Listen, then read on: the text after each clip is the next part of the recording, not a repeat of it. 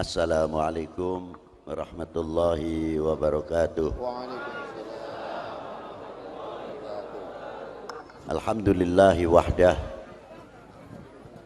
wassalatu wassalamu ala sayyid al-kamil bil fadail alladhi khassastahu fil azali bi sahibi jami'i sifatil kamaliyah munfaridi fi khalqihi wa hulukihi bi ashrafil khususiyah alladhi jama'a Allahu lahu ilmi dhahir wal batin bil ulumi rabbaniyah wal hasanatil qur'aniyah.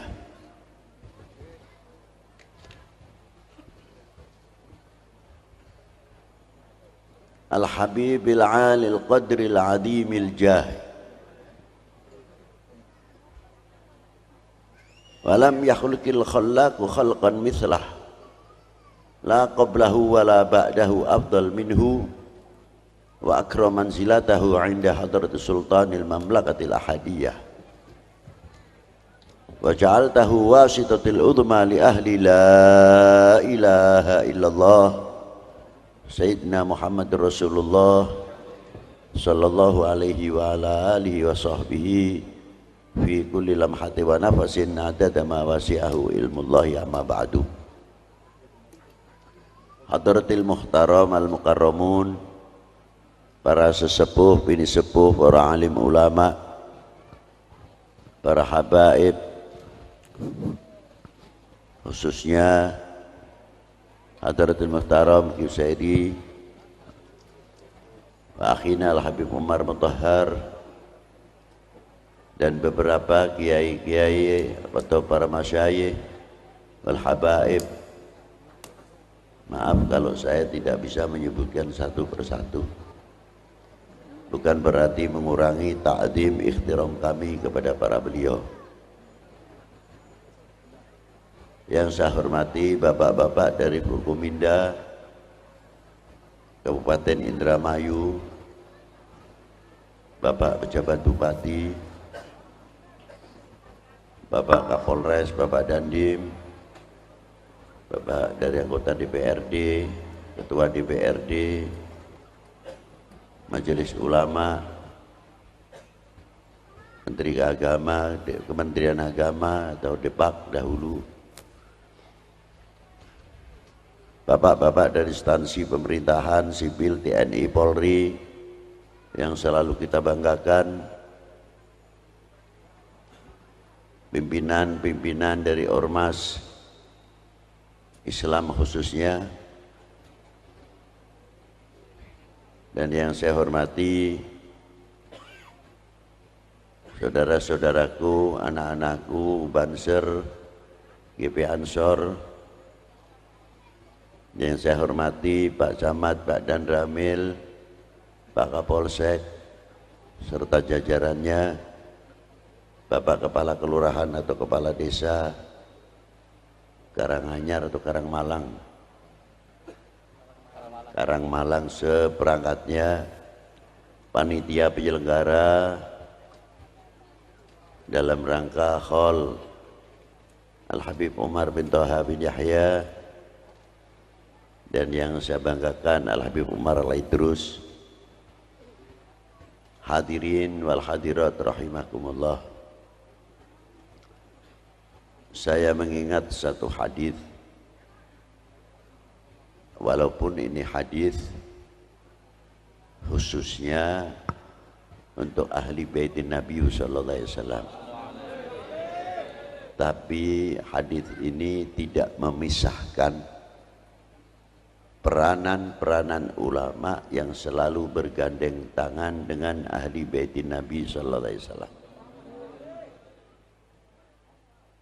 Di antara hadisnya tersebut, nasabin wasababin yang qati'u ila yaumil qiyamah.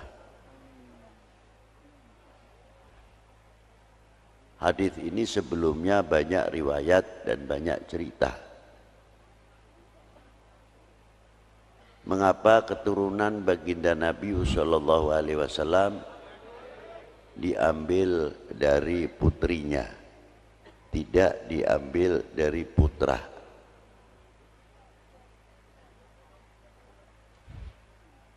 Sebabnya apa?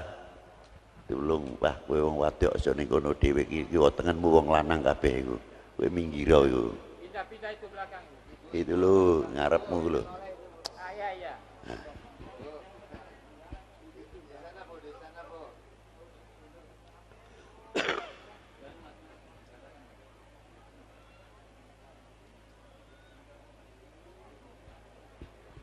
Terus ya, apa sebabnya?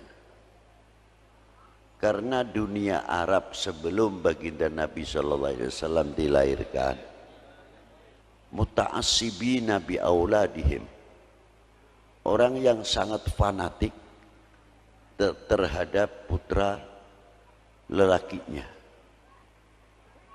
sampai gengsinya kalau mempunyai anak perempuan dikubur hidup-hidup, padahal bertentangan dengan hati nuraninya.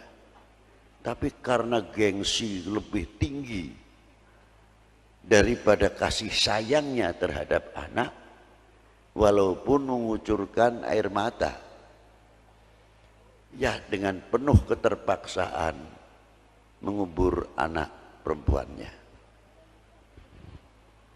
Tapi kalau mempunyai anak lelaki, waduh, hari raya boleh dikatakan lebih kegembiraannya. Sampai pada waktu zaman Rasulullah lahir, dewasa, ba'dal bi'tsah dan sebagainya, diangkat menjadi Rasul dan Nabi. Beliau mempunyai anak Ibrahim, meninggal masih kanak-kanak. Qasim, Abdullah atau Tahir, Thayyib juga diambil oleh Allah Subhanahu wa Ta'ala, hingga terlontarlah dari mulut-mulut jahiliyah pada waktu itu menuding atau mengatakan kepada Rasulullah, beliau adalah seorang abtar. Dari itu turunlah ayat, turunlah surat, Bismillahirrahmanirrahim, Inna a'tainakal kautsar shalli li rabbika inna syani'aka huwal. Maksudnya orang yang mengatakan abtar itu dia sendirilah yang abtar. Yang menjawab langsung Allah Ta'ala. Yang memberikan keputusan siapa? Langsung Allah Ta'ala. Yang mengecap mereka abtar langsung Allah Subhanahu wa Ta'ala. Yang mengatakan Rasulullah abtar, dialah yang abtar.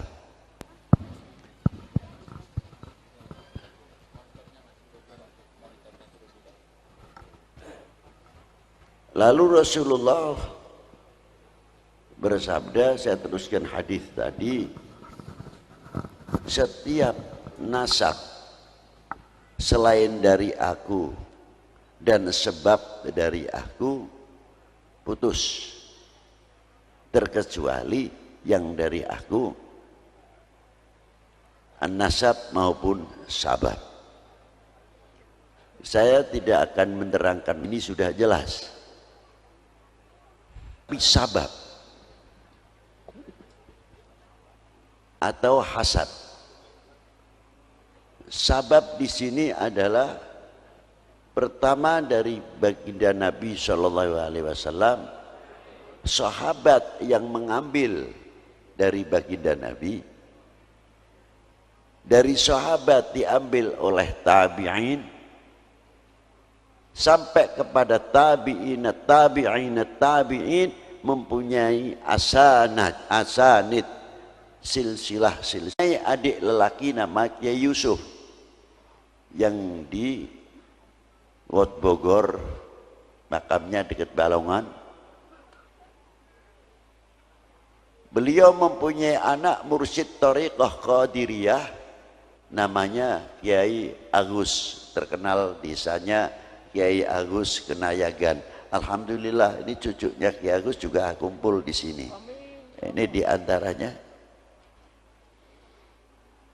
Jadi Ki Agus sama Habib Hashim sepupu, bukan orang lain. Dan banyak lagi jalur sabab.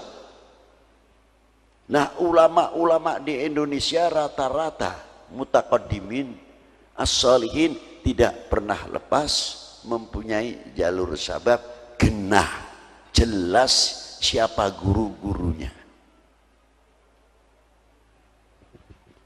Tidak cukup dari itu, dari sabab mempunyai jalur musafahah. Artinya jalur musafahah wan nador. Si fulan pernah menjumpai sayyid siapa atau kiai siapa, Kiai Bajuri umpamanya, itu guru saya, alimul allamah Mbah Kiai Bajuri Sudi Mampir Al-Mukashif. Saya bisa berjabatan tangan dengan Mbah Kiai Bajuri. Saya tidak menjumpai gurunya Kiai Bajuri, tapi karena saya melihat Kiai Bajuri yang pernah melihat wajahnya gurunya Kiai Bajuri. Dan gurunya melihat wajahnya, sampai melihat wajahnya baginda Nabi, sampai melihat wajahnya para sahabat. Dari para sahabat, ulama sahabat baru melihat wajah baginda Nabi sallallahu alaihi wasallam. Ini namanya nador. Begitu pula orang yang pernah musafahah, mengambil asanid musafahah. Orang ini pernah salaman dengan gurunya, sampai dari ini musafahah, tidak asal salaman. Tapi sedih bukan cuci mulut tangan saja, kita pakai cuci tangan, dan cuci mulut saja. Tapi cuci mulut pun dari dahulu sudah diatur oleh para ulama radhiyallahu taala anhu. Dari cuci mulut ini buahnya cuci kulub, tasfiyah. Kalau tasfiyah ini, hati ini sudah biasa kita cuci saben harinya, pengganti alat pencucinya adalah ala bidzikrillah tatmainul qulub. Luar biasa kalau bisa. Kelihatannya mudah.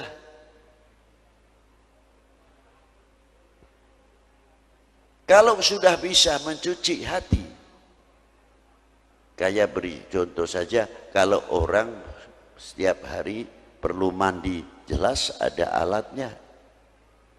Air, cuci muka, air.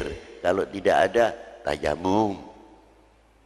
Nah, yang sekarang alat cuci hati itu apa?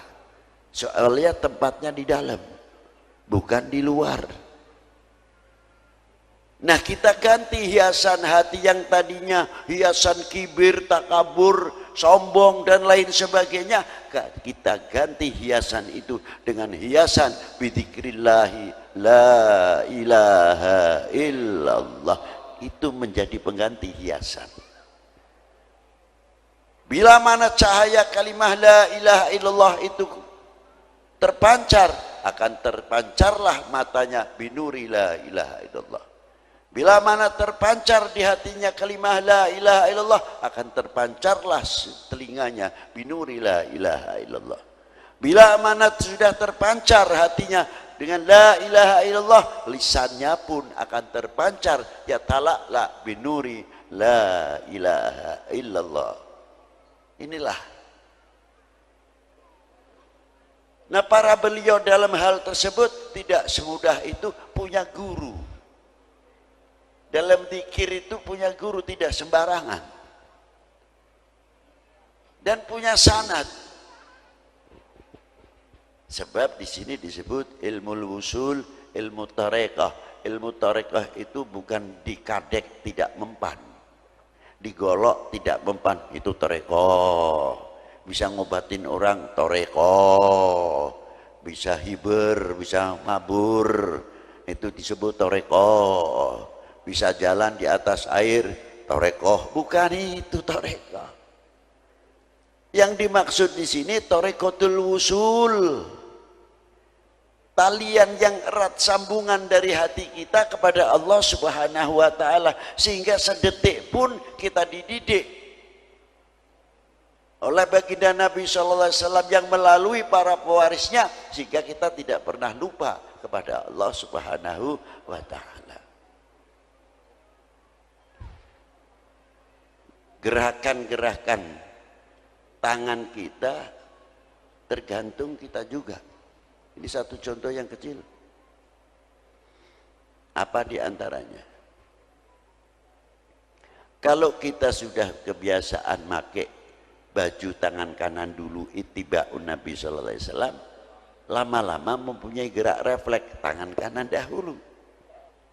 Melepas tangan kiri, pakai celana pun sama, kanan lepas kiri. Karena sudah refleks otomatis. Lisan sama.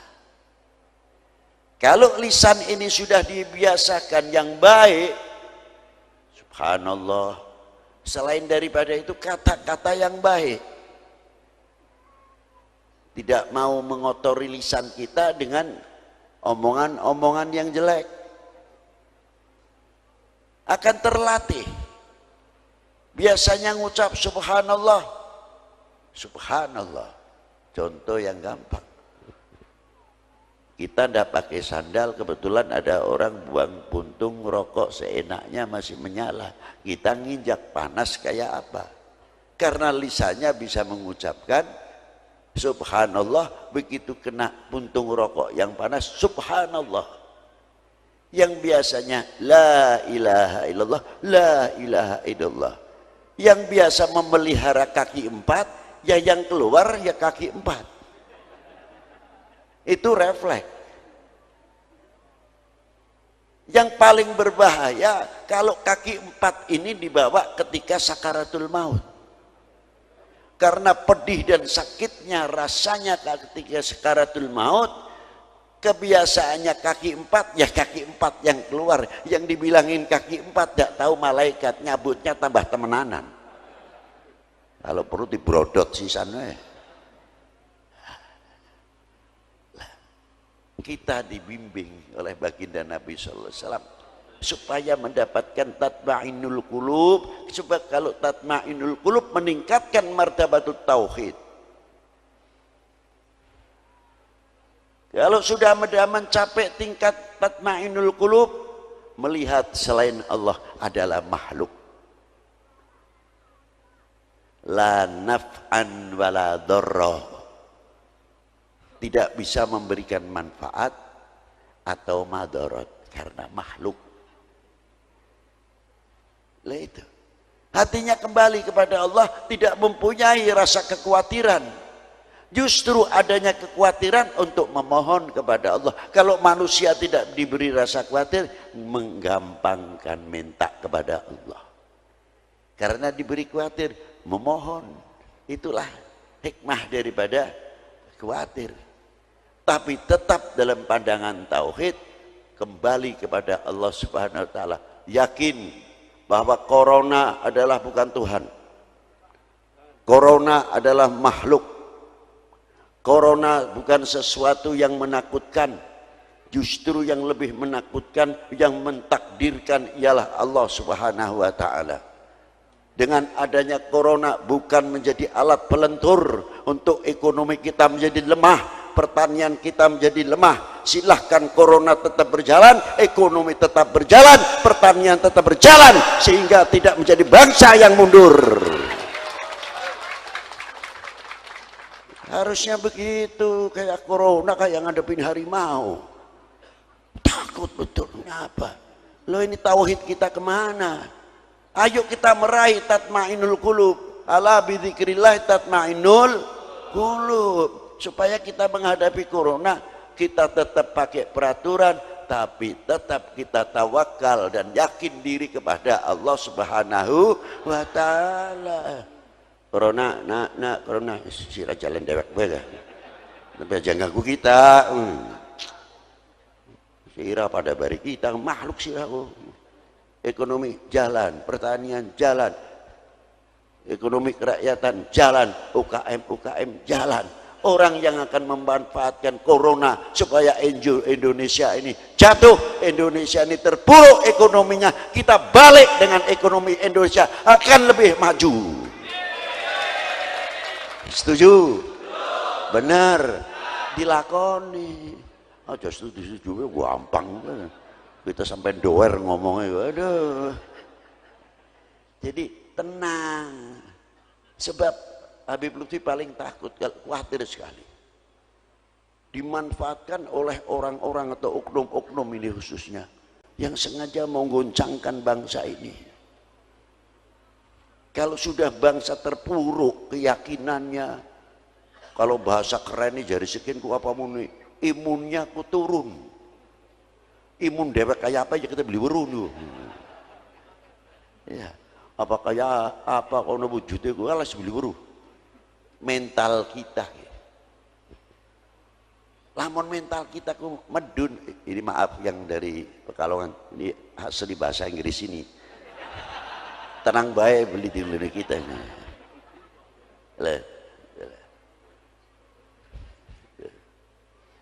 Jadi kita ku lamun buruk kang kaya mengkonon, hati ini ku tambah gede, beli khawatir, silahkan, karena kita mempunyai keyakinan apapun selain Allah adalah ikhtiar untuk menambah mendapat pahala, bukan ikhtiar untuk takut,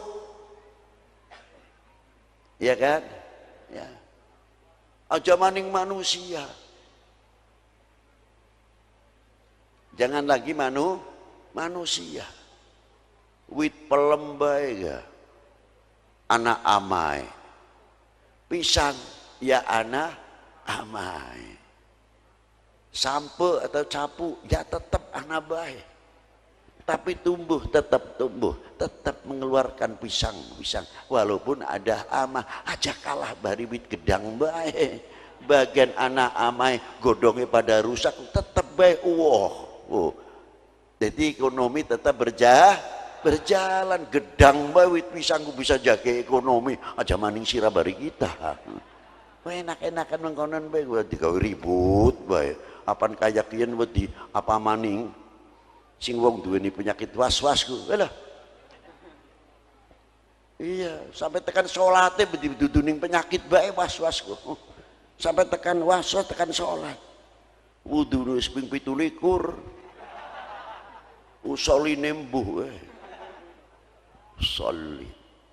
usolli fardol maghribi wis tinggal Allah mandek di sida maning usolli maning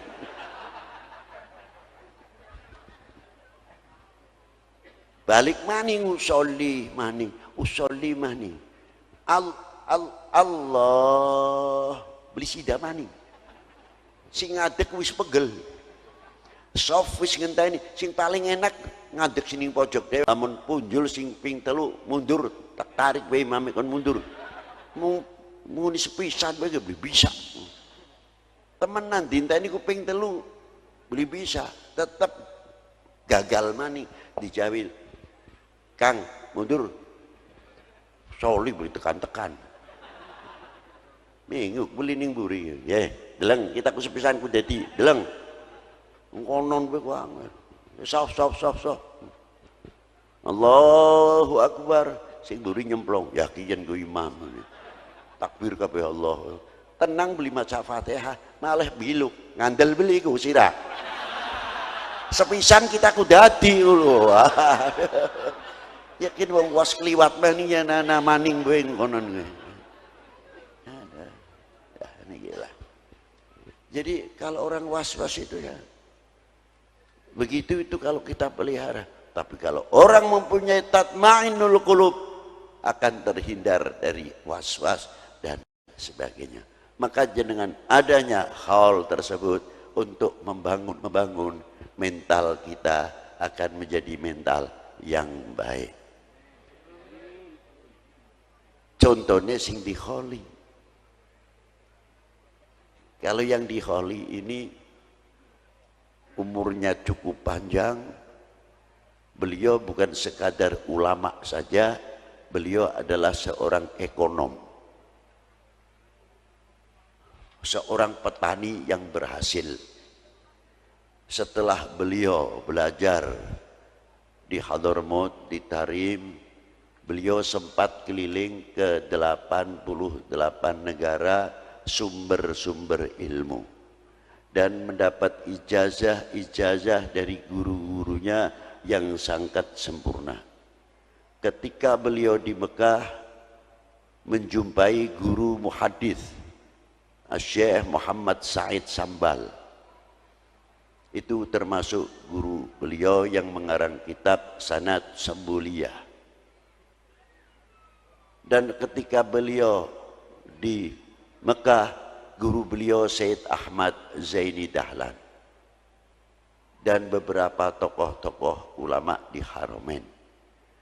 Ketika beliau di Hadramaut, beliau juga jumpai 7 orang yang namanya Abdullah semuanya, di antaranya Al-Habib Abdullah bin Husain bin Tahir, Al-Habib Abdullah bin Ali bin Syihab, Al-Habib Abdullah bin Husain bin Faqih, Al-Habib Abdullah bin Umar bin Yahya, Sahibul Baqarah, Al-Habib Abdullah bin Bubakar Maula Butaiha, dan Syekh Abdullah bin Ahmad Basaudan, dan Syekh Abdullah bin Sa'ad bin Sumer Al-Hadrami. Ini maha guru pada waktu itu, termasuk guru-guru beliau pada waktu di Hadramiyah, dan tidak mengambil dari beliau saja, guru-guru banyak beliau, sangat banyak. Beliau sampai masuk ke Al-Azharus Syarif dan sumber-sumber ilmu yang akhirnya beliau pulang, mampir dulu, berdakwah dulu di Pulau Manipah, Ambon. Beliau di sana bersama Al-Habib Ibrahim Ba'bud dan Al-Habib Abdurrahman Al-Hamid sempat mendirikan satu masjid yang diberi nama Nur Selange di daerah Manipah. Beliau melanjutkan terus perjalanannya sampai di Cirebon karena beliau dilahirkan di Palimanan. Terus beliau membangun Cirebon, tinggal di daerah Sindang Laut, mendirikan pondok pesantren pertama di daerah Tuk, yang melahirkan beberapa murid-murid tokoh-tokoh yang luar biasa dari para habaib maupun para ulama. Di antara murid terkecil beliau yang ikut beliau 10 tahun, Al-Habib Husain bin Hadi Al-Hamid, dikenal Habib Husain Berani bin Syah Abu Bakar, itu murid beliau. Termasuk lagi murid yang tua-tua, Al-Habib Muhammad bin Idrus Al-Habsyi yang dikhauli di Surabaya, juga termasuk menantu beliau. Di samping satu sisi beliau seorang dakwah, beliau juga seorang ahli ekonom. Beliau mampu menguasai dunia perkayunan dari Kalimantan, semua di tangan beliau. Sehingga Belanda tidak bisa menekan pada waktu itu dalam bidang perkayunan karena di tangan Al-Habib Umar bin Toha. Sehingga bisa membangun, membelikan tanah-tanah dan lain sebagainya. Dan memikirkan kesejahteraan setiap dunia pesantren, Habib Umar tidak tinggal diam. Beliau yang demikian itu tidak lain meniru riwayat Wali Sembilan. Wali Sembilan ini masuk ke Indonesia bukan adu kesaktian. Wali Sembilan masuk ke Indonesia orang-orang intelektual, ekonom, ahli pertanian. Beliau ahli kedokteran, ahli obat-obatan, masuk di zaman yang di Majapahit, yang di Pejajaran. Langsung beliau menggunakan dalam dunia perekonomian sehingga memasukkan income di setiap daerah yang beliau tinggali. yang akhirnya beliau mendapatkan kesempatan dengan sektor ekonomi, pertanian, dengan dakwah yang luar biasa. Itulah diantara keberhasilan-keberhasilan dari Wali Sembilan. Sampai sekarang pun sering saya ceritakan, tidak usah jauh-jauh, Wali Sembilan, Sunan Gunung Jati, mampu menciptakan ekonomi kerakyatan, bisa mempersatukan umat. Kebinekaan di situ sudah tumbuh, disponsori oleh Maulana Syarif Hidayatullah. Separuh yang ziarah untuk muslim, yang separuh non muslim, dengan hak-haknya masing-masing. Luar biasa. 440 tahun yang lalu beliau meninggal, tapi masih mempersatukan umat, masih membuat ekonomi kerakyatan, bisa mempersatukan lingkungan. Itulah Syarif Hidayatullah, satu contoh. Tidak usah kita mencontohkan yang 8 wali, terlalu jauh. Kalau kita ke Gunung Jati dekat. Makanya ketika kita ziarah ke Wali Sembilan, ya ditanya, Beb, istimewanya ziarah Wali Sembilan apa? Ya kalau saya malu, Beb, undak karomahnya terlalu tinggi. Kita cukup malu kepada Allah dengan sebab Maulana Syarif Hidayatullah, orang sudah mati sekian tahun masih bisa mempersatukan umat, masih bisa mempersatukan bangsa. Nah, kita-kita ini pantasnya meniru, bisa menjadi tokoh pemersatu, bisa menjadi umat, perekat umat, membuat lem, mampu mengantisipasi bagaimana Indonesia ini yang strategis, subur dan sebagainya. Bagian orang urusan 50 pira negara jari wisnya karena Indonesia tetap kaya. Lama-lama mereka yang butuh sama kita. Jangan kecil hati, tunjukkan I am Indonesia, saya bangga menjadi bangsa Indonesia. Primen gini, setuju beli nih? Cangkemnya boy. Mestinya kita harus bangga menjadi bangsa Indo, harus begitu. Tunjukkan kita mampu. Si ngincer ku banyak. Maka dari itu kita pandai-pandai harus bisa memberi kekuatan-kekuatan, menjajari, memperkuat lapisan-lapisan. Luar biasa kalau bisa. Habib Lutfi tidak bakal diam soal masalah urusan kebangsaan, karena terkait sekali dengan perjuangan para ulama-ulama pendahulu. Jangan dikira masalah kebangsaan itu hanya sekarang, dari dulu pun sudah diterangkan oleh para ulama-ulama mutaqaddimin, tinggal kitanya baik. Coba, berapa ulama-ulama kita yang ikut andil dalam perjuangan bangsa ini? Kita selalu ingin mengingatkan supaya menjadi bangsa yang kuat, tidak menjadi bangsa yang mudah dipecah belah. Sampai takon, Beb, bagaimana cara memajukan ekonomi Indonesia? Gampang. Kita balik. Apa yang ada kekayaan di negeri kita, kita banggakan. Zaman yang maning jambune Bangkok, lelene Bangkok, ayamnya Bangkok. Sing beli Bangkok apa bahe? Ganti durene, duren Indonesia, lele Indonesia, ayam Indonesia, ikan Indonesia dan sebagainya Indonesia. Itu baru ekonomi Indonesia akan maju luar biasa, karena bangsa ini merasa menghargai, menghormati apa yang ada keluar dari bumi pertiwi. Mestinya kan harusnya begitu. Kalau mau nganggo barang sing luar negeri kaya-kaya nelangkan, padahal made in Indonesia kan gua. Levi's sing dikirim Singapura ku Bandung, Majalaya, Pekalongan, belek nang Singapura, balik mana ini kene Singapura. Mumet. Aduh.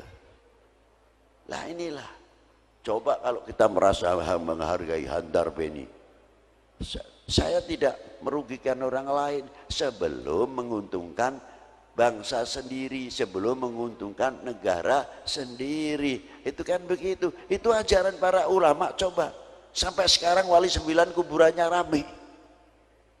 Itu petanda, isyarah untuk kita semuanya.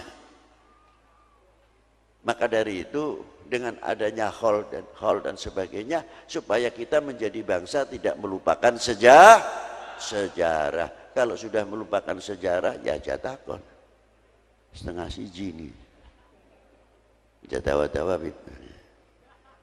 Nah, maka dari itu sekali lagi adanya hall itu penting, sebab Indonesia ini banyak suri toladan. Bagaimana supaya kita bisa meraih dzikrus salihin, kata sabda Nabi, dzikrus salihin tanzilu rahmah. Sebab sering banyak kita menceritakan riwayat hidup para salihin akan sebab turunnya rahmah. Nah, kita bisa mengambil suri tauladannya dari segi dakwah, bagaimana ulama-ulama dulu. Dari segi perjuangan, bagaimana ulama-ulama dulu dan tokoh-tokoh bangsa ini ikut andil besar untuk memerdekakan bangsa ini dari belenggu penjajah dan lain sebagainya. Nah, kita sudah mempunyai kontribusi apa? Untuk mengisi kemerdekaan ini saya mau tanya, sudah mempunyai kontribusi apa? Mestinya malu kepada para beliau. Tapi kalau sudah tidak ada penghormatan, penghargaan terhadap para aulia, para ulama, para pejuang-pejuang pendahulu, sepi, langka, beli weruh, apa bangsanya yang ke depan ini jadinya? Kekuatan nasionalisme adalah orang yang mengerti sejarah, orang yang tidak melupakan sejarah. Kalau seorang anak mengerti berbakti kepada kedua orang tuanya, karena orang tuanya mendidik satu dengan agama, kedua kali orang tua selalu mendidik lu payai wong luru duit ki mengkanen, mencari sesuap nasi, secarik kain dan sebagainya. Terkadang bagian wong tua loro wetenge kempong asal bocah warak. Itu perjuangan orang tua. Kita mangan enak, kilingan anak. Kita makan enak, kilingan putu. Tapi anak bari putu wis gede-gede duit-duit, durung tentu kilingan wong tua, durung tentu kilingan anak. Tapi kalau orang tua, lain. Apalagi kalau sudah gaji pas-pasan. Wis kanggo bayar utang, ana sing durung kanggo bayar sekolah, dan mumet ben bengi puter keliling utekem. Dan lain sebagainya. Nah, kalau anak-anak kita tahu yang demikian atas perjuangan para sesepuh kedua orang tua kita, kita pasti akan menjadi anak yang soleh. Tidak mungkin kita akan menjadi anak yang nakal. Rasanya malu kalau kita menjadi anak yang mengecewakan kedua orang tua. Pasti akan membangun keluarga itu kompak, kita itu rukun. Tapi coba kalau anak sifatnya masa bodoh terhadap orang tuanya, tidak tahu, taunya rumah mentereng, sudah punya kerjaan atau pabriknya besar dan lain sebagainya, tapi tidak pernah belajar kesusahan payahnya orang tua. Apa yang terjadi? Manja. Dan bangsa ini dibangun bukan oleh kemanjaan. Betul? Bangsa ini dibangun tidak atau bukan oleh kemanjaan. Itulah hebatnya. Maka dari itu kita tanya, kita lamun ziarah ning kubur ning wong tua loro, apa sing di pertama kali kita bertanya? Apa tahlil, apa doa? Biasanya ya doa, yasinan dan sebagainya. Bagus. Tapi coba kalau kita ziarah kedua orang tua, ngomong ning wong tua loro, "Mak, Pak, hampura dongakaken mah. Suwunaken ning Allah taala. Muga kita ki sing dadi anak bisa nyenengaken wong tua loro bagian wis ning jero kubur. Jangan sampai kita dadi anak sing mengecewakan mak bari bapak. emak telah kembali, bapak telah kembali, kita durung bisa nyenengaken mak, kita belum bisa nyenengaken pak. Anak yang tahu jasa orang tua. Dan semoga mak doakan kita keluarga kakang adi sing rukun, sing kompak. Ini yang tahu akan jasa orang tua. Tapi kalau tidak tahu jasa orang tua, justru disinilah akan dimanfaatkan bagaimana bangsa ini bisa dipecah belah. Karena apa? Melupakan sejarah. Disinilah pentingnya. Tapi alhamdulillah di Indonesia ada 10 November. Ada 10 November Hari Pahlawan. Untuk apa? Supaya kita selalu mengingat perjuangan kedua orang tua, perjuangan para pejuang-pejuang yang ikut andil besar menegakkan sangsaka merah putih. Kita pernah andil apa? Pernah andil apa kita?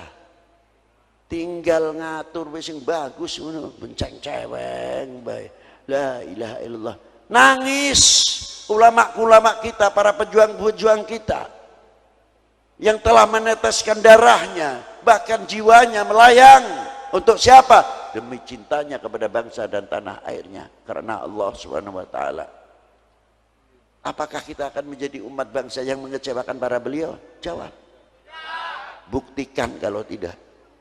Ngomong tidak sih gampang baik. Kalau tidak, kita akan menjadi bangsa yang kuat, tidak mudah dipecah belah oleh hoax dan lain sebagainya. Semakin adanya macam-macam, semakin kita merapatkan jajaran kita, tidak memberikan kesempatan seujung rambut pun kepada oknum-oknum manusia yang akan memecah belah umat dan akan memecah belah bangsa ini. Wahai bangsaku yang kubanggakan, relakah negerimu terpecah belah? Jawab yang keras. Buktikan kalau tidak. Selanjutnya, assalamualaikum warahmatullahi wabarakatuh.